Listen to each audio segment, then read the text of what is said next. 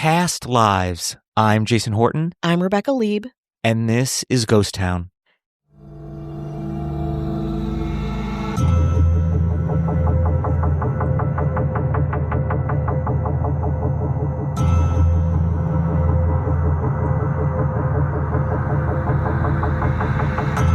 In Texas and Pennsylvania, two distraught families were haunted by similar yet different tragedies. Blake Ruff had lost his beloved wife to suicide in 2010. The other, in Pennsylvania, had lost a family member too, way back in 1986, after a broken home and a tumultuous couple of teenage years. Both camps hoped to get closure into the lives of their missing loved ones. But what they really find was more questions. Identity theft, elusivity, mysterious letters, and an identity thief whose life was lived as many women, both dead, alive, and imagined. Today on Ghost Town, the mystery of Kimberly McLean. In 2003, Lori Erica Kennedy moved from Bedford, Texas to Carrollton, Texas, where she met a man named John Blakely, known as Blake Ruff, in a local Bible study class at Northwest Bible Church in Dallas. Ruff was the son of a socially prominent family in East Texas, and he was intrigued by Kennedy. Later, Ruff described her as being incredibly secretive, particularly regarding her past. As the two were getting to know each other, Lori told Ruff a super shorthand and a bit mysterious version of her life story. She said she was from Arizona, that her father was a failed stockbroker, that she had an unhappy childhood after which both her parents had died, and that she had no siblings. This seemed good enough for Ruff, and he loved the pretty brunette's positivity, doting nature, and joyfulness, so the couple decided to get married.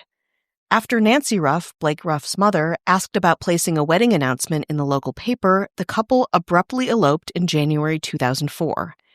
The two were married in a wedding ceremony of three: Lori Erica Kennedy, Blake Ruff, and the officiating preacher, in a church outside of Dallas. After getting married, the couple moved to Leonard, Texas to start their new life together. Lori began working as a mystery shopper, ironically, a job that is kind of clandestine in its own way, and was also part of a group called the Texas Businesswomen. According to the website, TBW's mission is to enhance women's personal and professional skills through technology, networking, and advocacy. The two, fairly happy, tried several times to have a child, but Lori had trouble conceiving and suffered multiple miscarriages. Eventually, this information led investigators to speculate that Lori was older than she claimed, although the difference turned out to be less than a year. But again, I am getting ahead of myself. Using IVF, the couple eventually gave birth to a baby girl named Jessica Emily Ruff in 2008. Now a new mom, Lori Ruff's secretive behavior continued. She was, quote, extremely protective of her daughter, often refusing to let anyone else hold her, and even taking the baby in with her to use the bathroom. She still refused to talk about her own past, though she would somewhat obsessively track the Ruffs' family history, including small things, like family recipes. Eventually, Lori and Blake's relationship began breaking down. For the next couple of years, Blake tried to work on things, and the two met with a pastor for marriage therapy, which failed because Lori refused to disclose anything about who she was, where she was, and her past. All Lori seemed to want to do was further isolate Blake and their daughter from friends and family, and to not disclose anything about her life. With the support of the Ruff family, Blake moved out of their home they shared and filed for divorce. In the months after the couple's separation, Lori began behaving even more erratically. A neighbor recalled that she and her daughter appeared to be undernourished, and that Lori would often ramble incoherently to herself while pacing back and forth outside. Lori also began sending harassing emails to the Ruffs, created a scene at a custody exchange, and stole a set of house keys from the family. The harassment was so severe that the Ruffs eventually filed a cease and desist order. On December 24, 2010, the erratic behavior, separation, and stress came to a head. When Blake's father went outside to get the paper that morning, Lori Ruff's car was discovered in the Ruffs' family driveway. Her lifeless body was inside. When authorities finally arrived, they pronounced the 41-year-old dead from a self-inflicted gunshot wound. In the car, there were two suicide notes. One 11-page note addressed to her, quote, wonderful husband, and another addressed to her daughter, to be opened on her daughter's 18th birthday. The Ruffs opened both letters and read them, but they contained only, quote, ramblings from a clearly disturbed person, and no actual details about Lori's past as they had hoped. Authorities believe she initially traveled to the Ruff home with the intent of perhaps harming the family. Lori's funeral was held on Monday, January 3, 2011, at the First Christian Church in Longview, Texas. Her obituary was patched together from what the Ruff family did know about her, or presumed they knew, which was not much. That Lori was born July 18, 1969, and lived in Scottsdale, Arizona, before moving to Dallas in 1987. That she graduated from the University of Texas at Arlington in 1997 with a bachelor in business, with a concentration in marketing, and owned a marketing research company in Leonard. But Lori's death didn't feel like closure to the Ruffs. It created more questions than answers, punctuating her secretiveness, her possessiveness, and her tragic behavior. After Lori's funeral, some of the Ruffs drove to Leonard to search Lori's house. What they found there would change everything. More after this break. With baby Jessica thankfully in the custody of Blake Ruff, the Ruff family decided to pay a visit to Lori Ruff's, formerly Lori Erica Kennedy's home. When they arrived, it was in total disarray, with dirty dishes, laundry, and trash stacked up around the house, as well as shredded documents and papers with incoherently scrawled messages on them. In a closet, they discovered a lockbox. The Ruffs pried the lockbox open with a screwdriver, where they found several random scribblings, with the words, quote, North Hollywood Police, 402 months, and Ben Perkins. They also found two other puzzling pieces of documentation: the birth certificate for someone named Becky Sue Turner, and a judge's ruling granting a name change to Lori Erica Kennedy. The writing, the birth certificate, and the ruling immediately became starting points for a deep dive into Lori's actual past, and they would not disappoint. In September 2011, the Ruff family enlisted the help of Joe Velling, an investigator for the Social Security Administration who specialized in solving identity theft cases. After following numerous leads, he was still unable to find any information about Lori from before 1986. Being stumped, he sought the help of the general public to identify her through an article published on June 22, 2013, in the Seattle Times by journalist Maureen Hagen. The article was titled, quote, She Stole Another's Identity and Took Her Secret to the Grave. Who was she? The article was subsequently republished in numerous newspapers around the world, a desperate plea to anyone who might know anything about the mysterious Lori Ruff or Lori Kennedy. Here's an excerpt from the article. Quote, Joe Velling arranged the clues around the big table. These, he explained, came from the strongbox, and the strongbox is at the center of a mystery that has vexed him for nearly 2 years. As an investigator for the Social Security Administration, he's nabbed more con men than he can count. But this case with the strongbox has him at wit's end. Not so much a whodunit, but a who is it? The woman in question is known as Lori Ruff, a 41-year-old wife and mother. She never quite fit in. She was a vegetarian in East Texas, a pretty brunette who dressed like a matron, a grown woman who wanted a child's easy-bake oven for Christmas. The strongbox was Lori's. For years, she kept it tucked in a bedroom closet, among a long list of items her husband, Blake Ruff, knew he was never to touch. Blake, being Blake, obeyed. Lori died in 2010. That's when Blake's relatives found the box. Its contents told an astonishing story. The woman they knew as Lori was someone else entirely. She had created a new identity 2 decades earlier. This brings us to our mystery. If Lori wasn't really Lori, who was she? And why would she go so far to hide her past?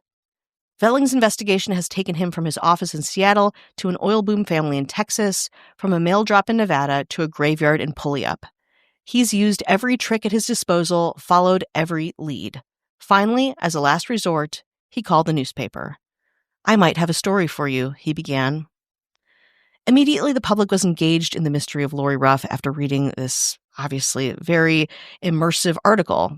Lori Ruff, Lori Kennedy, or Becky Sue Turner, the name on the birth certificate. The nature of the scribblings in the lockbox led some followers of the case to believe that Ruff was trying to avoid prison time due to the references to the police, a possible jail term length, and the name of Ben Perkins, a Los Angeles attorney. When contacted, however, Perkins stated that he had never heard of Becky Sue Turner or Lori Kennedy. As a note, Perkins, who's African-American, marketed his legal services to LA's African-American community and had never taken on a white client during his career. In addition, there were no matches for Ruff in any existing fingerprint and facial recognition database. But the internet has lots of ideas about Ruff: who she was, what she was doing, where she went. According to the Seattle Times, here are some of the most popular conspiracy theories about the Ruff identity theft case. 1. In the Unresolved Mysteries forum on Reddit, one of the longer, more comprehensive theories was that Lori Erica Ruff was a victim of human trafficking. A Reddit user said that Ruff's desire to separate herself from her past, for instance by legally changing her name more than once, was to avoid threats from that troubled past. Other theories in that thread revolved around Ruff being a part of a militia group in Idaho or Montana, and part of her training being concealing her past identity. Others think that Ruff was still alive and her supposed suicide was the best ruse yet. Some think that maybe she left an abusive marriage at a young age, and Ruff escaped, changed her name, and tried to avoid being found by her previous husband and family. One of the most common theories is that she was a runaway from North Carolina who also went by Lori and bore a resemblance to Lori Erica Ruff. Many sites focuses on ruling out potential missing persons who Lori could be. The Who is Lori Erica Ruff Facebook page has seen frequent activity, including one man who claimed that she kept texting him for money. So, of course, many theories flew, but nothing seemed to help concretely identify who Lori Ruff or Lori Kennedy was, until Colleen Fitzpatrick became aware of the case. A former nuclear physicist and a pioneer in the field of forensic genealogy, Fitzpatrick soon obtained Blake and Jessica Ruff's DNA from a commercial DNA testing company. On her list of matches, Ruff had a first cousin with the last name Cassidy, but unfortunately the name was very common and the cousin was not responsive to any type of communication. After 2 more long years, Fitzpatrick flagged the discovery of a third cousin of Ruff's, who was also related to the Cassidys. Knowing the identity of the third cousin led her to who Lori Ruff actually was: Kimberly McLean. Fitzpatrick informed Joe Velling, who had since retired from the Social Security Administration. He flew to Pennsylvania to meet with the McLeans. After showing the distraught McLean family photos of Lori Ruff, they identified Ruff as their long-missing daughter. During the meeting, McLean's mother took a DNA test, and it was a match. After decades and through the work of many, the closely kept secret of the identity of Lori Ruff was finally revealed. Lori Ruff was born Kimberly Maria McLean in Philadelphia, Pennsylvania, to James and Deanne McLean, whose maiden name was Cassidy, as genealogist Colleen Fitzpatrick would later find out. When her parents divorced, her mother gained custody of McLean and her sister, marrying her second husband, Robert Becker, and moving the family to Wincott, where Kimberly McLean attended Bishop Devitt High School. She reportedly had a difficult time adjusting to her new environment and did not get along with her mother and stepfather. In the fall of 1986, just after her 18th birthday, McLean abruptly moved away from home, completely cutting off any ties to the McLean family. On May 20th, 1988, McLean found herself in Bakersfield, California, where she requested and somehow obtained the birth certificate of Becky Sue Turner, a 2-year-old girl who was born in Bakersfield and died, along with 2 of her siblings, in a house fire in Fife, Washington in 1971. She then traveled to Idaho, where she used the document to obtain a state ID card on June 16, 1988. McLean, now posing as Becky Sue Turner, appeared before a judge in Dallas on July 5, 1988, and legally changed her name to Lori Erica Kennedy. Still following me? A week later, she obtained a Social Security number, removing any legal traces of her true identity. She kept Becky Sue Turner's birth date of July 18, 1969, and obtained her Texas driver's license in 1989, qualifying for a GED the following year. She enrolled in Dallas County Community College, and in 1997, she graduated from the University of Texas at Arlington with a degree in business administration. McLean was recorded as residing in California, Idaho, and Las Vegas for, quote, at least some time under the Kennedy alias before moving to Bedford, Texas by 2001, and then 2003 in Carrollton, where she would begin her life as the partner of Blake Ruff. In 2016, with the mysterious identities of Kimberly McLean, Lori Ruff, Lori Kennedy, and Becky Sue Turner all solved, the magnitude of what Kimberly McLean had done to change who she was came sharply into focus.